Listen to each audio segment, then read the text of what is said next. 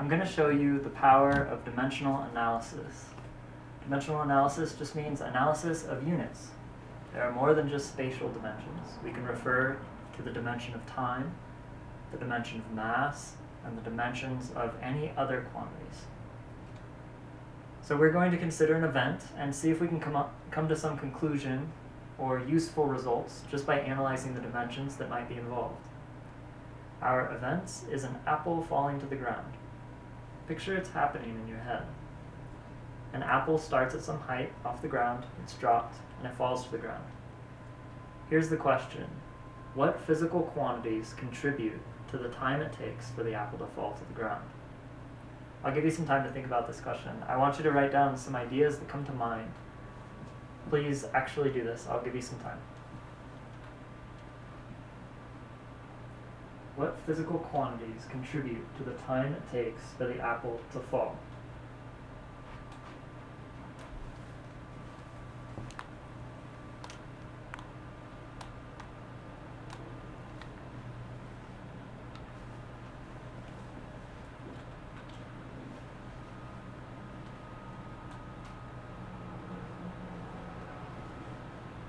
So what do you come up with? Height of the apple? In other words, the distance from the apple to the ground? Sure, I like that. Color of the shirt that you're wearing? I don't think so. Temperature outside today? Nah, probably not. How about this? Let's see if we can agree on this. How about distance, mass, and some acceleration due to gravity? That seems reasonable. We knew gravity had to come into play somewhere here. So we have time is proportional to those quantities, height, and we're going to put it to some exponent I'm going to call alpha, because we don't know how much height contributes. It could be linearly related to the time, it could be exponentially related. So we're going to put alpha there, and hopefully we'll be able to deduce what height's involvement is. Our next one was mass. I'll put that to the exponent of beta. And we say the gravitational constant is g, and that'll be to the gamma. Or, expressed in their respective units, time is in seconds. And that's to the first power, just to accentuate that. And we say that's proportional to meters to the alpha, kilograms for mass, to the beta, and gravitational acceleration is meters per second squared, and that's to the gamma, top and bottom. Now we apply the fundamental concept. The units of the left side must match the units of the right side. If we're talking about seconds, then whatever quantities we say the seconds is proportional to, better also combine or reduce to seconds as well. That's what the proportionality symbol demands. So immediately we see that there are no kilograms on the left side, and there's only one spot that kilograms exists in on the right. There's no other kilograms to cancel out these kilograms. And so beta must be 0. Beta must be 0. And therefore, kilograms must not contribute, or mass of the apple must not matter. Right away, we've discovered something quite incredible. The time it takes for the apple to fall is completely independent of the mass of the apple. This would go for any object. Lead weight versus ping pong ball, the mass of the objects doesn't contribute. This is astounding because it really goes against our intuition, and it took us quite a while actually to discover this fact as a species, perhaps because it's so counterintuitive.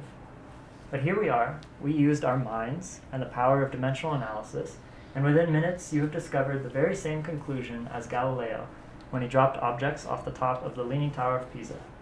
Let's keep going, shall we? So we see we need seconds on the left side, and we have two places where meters exist. There's no meters on the left side, and so these 2 meters must cancel each other out. So alpha plus gamma must equal 0. So there's another equation we can go with. And lastly, here's our seconds. So all of this needs to combine to seconds, so that we're talking about seconds on the left and the right side. And so since 2 gamma is in the denominator, it's minus 2 gamma. And that must equal 1, the exponents of seconds on the left side. And so we can solve this. We have a system of equations, and we can solve for it. 3 equations, 3 unknowns. Well, really 2 equations, 2 unknowns, because we already know beta is 0. So gamma is equal to minus a half. And then we can take gamma and plug it back in to our equation with alpha, and find that alpha is equal to plus a half. And so now we're going to take those exponents and plug them back into our original equation that we had. The t is proportional to hmg. Now we know our exponents. We solved for them. So t is proportional to h to the alpha, which is 1/2, m to the 0, and g to the gamma, which is minus a half. So m to the 0 is 1. Right? And an exponent of a half just means a square root. So this means that t is proportional to the square root of h over g, because a minus exponent puts it in the denominator. If we go one step further, we can make the proportionality an equal sign by saying that t is equal to some constant times the square root of h over g.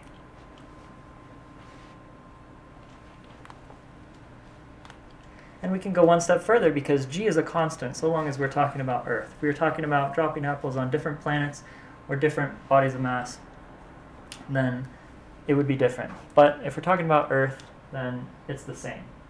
And so we can say that t is equal to c prime, some other constant, times this square root h.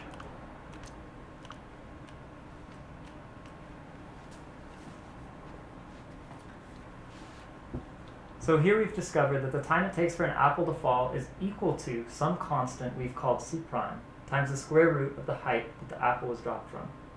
So if we did an experiment where we dropped 2 apples from different heights, we could take the ratio of the heights and find the ratio of the times using our result here. And we're going to do just that, courtesy of an MIT lecture, in just a second. So height 1 is going to be equal to 3 to the thousandths precision with an uncertainty of 0.003 meters. And h2 is going to be equal to 1.5 with the same accuracy and precision.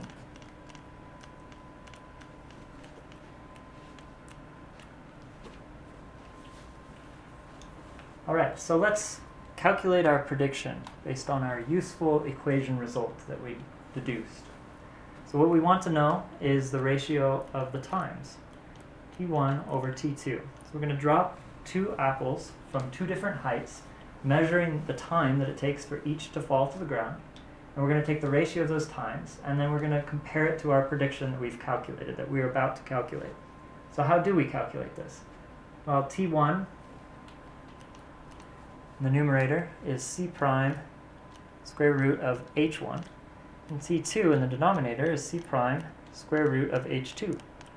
C primes cancel, and we get that the ratio of the times should be h1 over h2.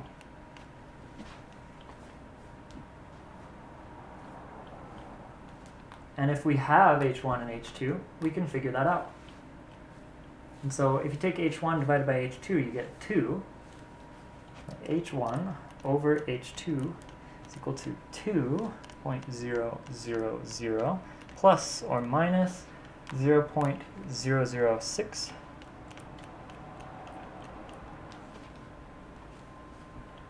And we take the square root of this to get the ratio of the times, which turns out to be, so this is our prediction, T1 over T2 is equal to 1.414 plus or minus 0.02. 0.002.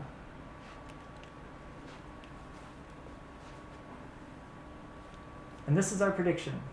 The uncertainty is 0.002 because the square root of 6 is about 2.44, so that becomes 2. Now let's do the experiment and observe the measurements. So I'm going to move this out of the way. And I'm going to bring a video onto screen. With any luck, you'll be able to watch it.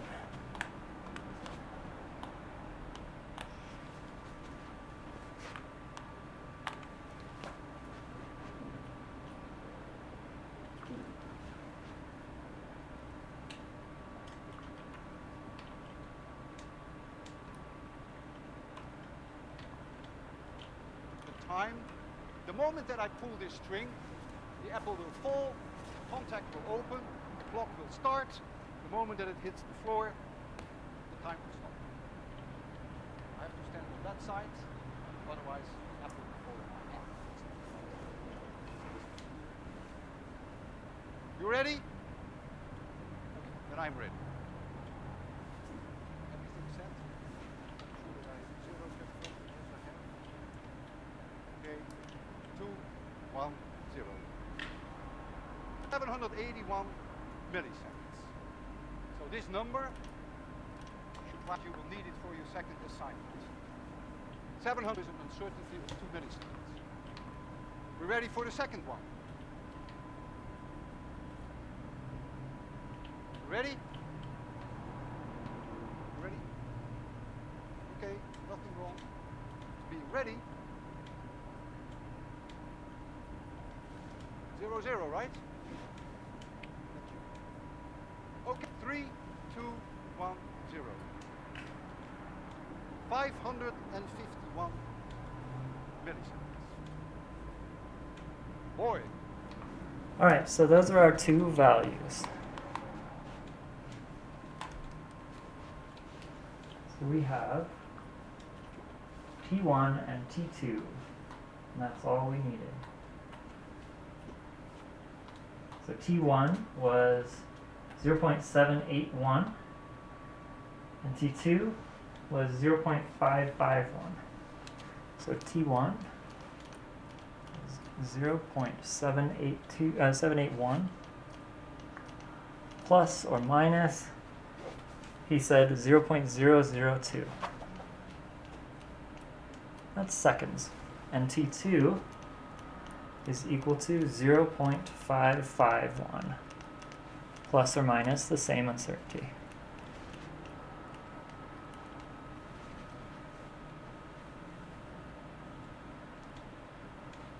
We'll take the ratio of the two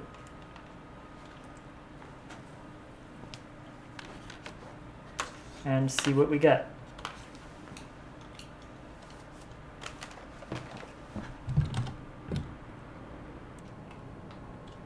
And so if you compute this, T1 over T2 equals 1.417 plus or minus 0.004, and it's a unitless number because it's a ratio.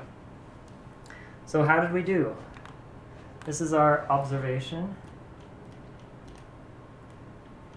and our prediction, I'll rewrite here, for T1 over T2 was 1.414 plus or minus 0.002. Perfect agreement. The range of our observed ratio quantity overlaps with the range of our theoretical ratio quantity. What we've performed is the ultimate test to physics. Conclusions in physics must agree with the real world through rigorous experiment, no matter whether the mathematics work out or no matter anything else. If physics disagrees with the universe, physics is wrong. In this case, we can be assured that our physics was right.